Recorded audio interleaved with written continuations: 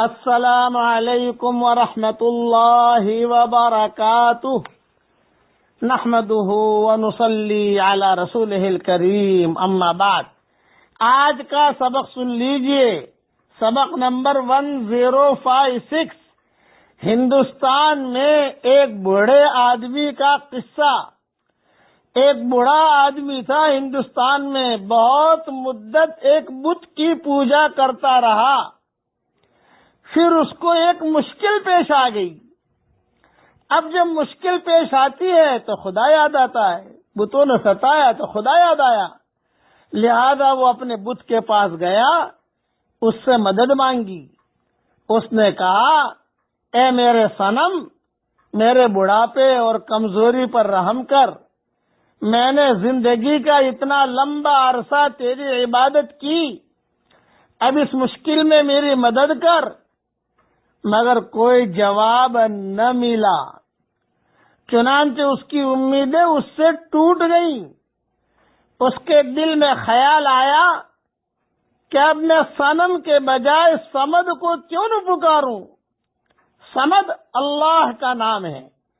آسمان کی طرف اس نے نگاہ اٹھائی، دل میں اس کے ندامت ہوئی کہ ساری زندگی اس صنم کے پیچھے برباد کر دی، جو کوئی اس کا جواب نہیں دیتا۔ اب وہ صمد کی طرف متوجہ ہوا اور اس نے پکارا، اے صمد، یعنی اللہ کو پکارا، تو اس نے جواب میں آواز سنی، اے میرے بندے، لبیک، میں حاضر ہوں، مانگ، تو کیا مانگتا ہے؟ اللہ اکبر کبیرہ، اللہ اکبر کبیرہ۔ جواب سنیے، جب اللہ رب العزت نے اس کو جواب دیا تو ملائکہ نے پوچھا، اس بندے نے ساری زندگی صنم کی پوجا پاٹ کی اور صنم نے کوئی جواب نہیں دیا، ایک مرتبہ اس نے آپ کا نام لیا اور اس نے یا صمد کہہ کر پکارا، آپ نے فوراً جواب دے دیا۔ اللہ رب العزت نے فرمایا، اے میرے فرشتوں، اس نے صنم کو پکارا تو صنم نے جواب نہ دیا، پھر اس نے صمد کو پکارا تو اگر میں بھی اس کو جواب نہ دیتا تو پھر صمد اور صنم میں کیا فرق رہا؟ کتنا کریم پروردگار ہے۔ زندگی بھر انسان گناہ کرتا پھرے، پھر اگر توبہ کرنے پر آئے تو پھر اللہ تعالی بندے کی توبہ کو قبول فرما لیتے ہیں۔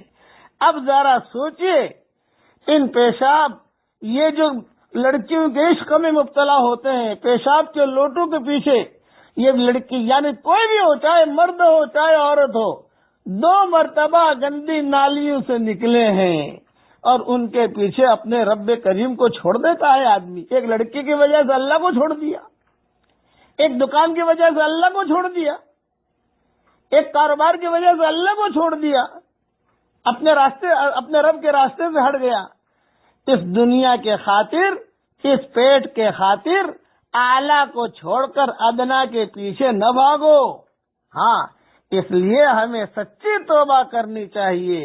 کچھ پتہ نہیں کہ ملک الموت کب آ جائے اور کب لے کے چل دے، اس کے لیے اپنی یعنی توبہ بھی کرو، اور یہ غلط قسم کی جو عشقیاں ہوتی ہیں، جو محبتیں ہوتی ہیں، ان چیزوں کی طرف زیادہ دھیان نہ دو۔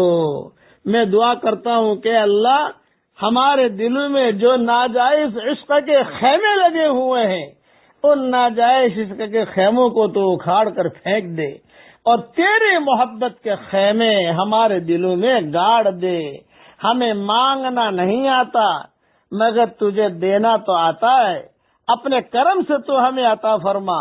اور وہی میری کل والی دعا، اے اللہ، گناہ چھوڑنا ہمارے لیے بہت مشکل ہے، لیکن گناہ چھڑوانا تو تیرے لیے آسان ہے۔